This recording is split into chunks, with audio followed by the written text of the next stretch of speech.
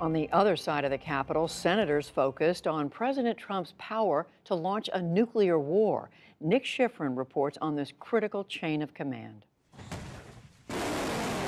In a world full of threats, Senate Democrats today asked whether the biggest threat is in the White House.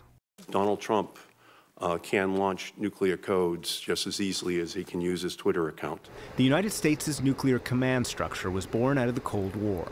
The Soviets continue to develop and deploy strategic offensive nuclear forces. Pentagon videos describe the Soviet threat as imminent. The president needed to be able to launch nuclear weapons quickly in case the U.S. was being attacked. Tennessee Republican Bob Corker. This process means the president has the sole authority to give that order. Today, the threat comes from North Korean intercontinental ballistic missiles. U.S. intelligence predicts they could soon carry a nuclear warhead. President Trump has threatened preventive war. They will be met with fire and fury like the world has never seen.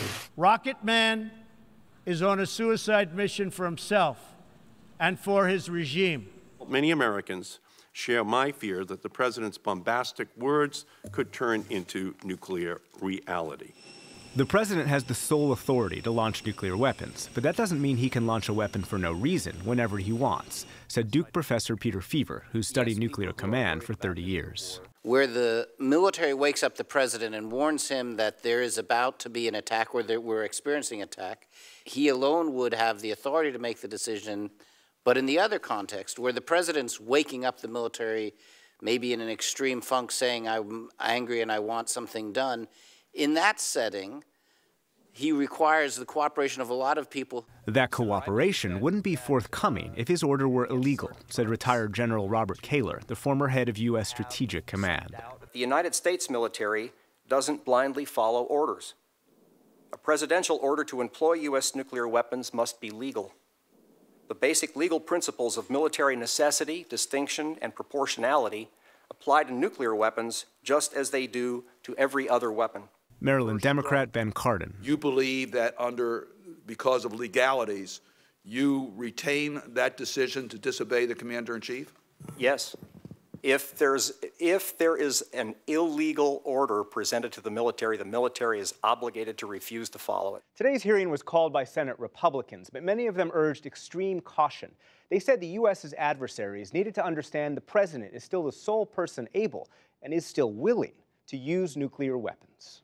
We cannot have a bunch of bunker lawyers that basically, or activists up and down the chain who decide that they're going to disobey any order that they disagree with. Pyongyang needs to understand that they are dealing with a person who's a commander-in-chief right now who is very focused on defending this country, and he will do what is necessary to defend this country.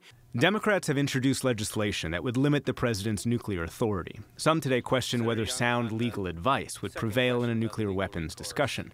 Massachusetts Democrat Ed Markey questioned whether presidential advisors, current and former generals, could constrain the president. I don't think we should be relying upon a group of individuals to be resisting an illegal order when they have all pretty much been hired by the president.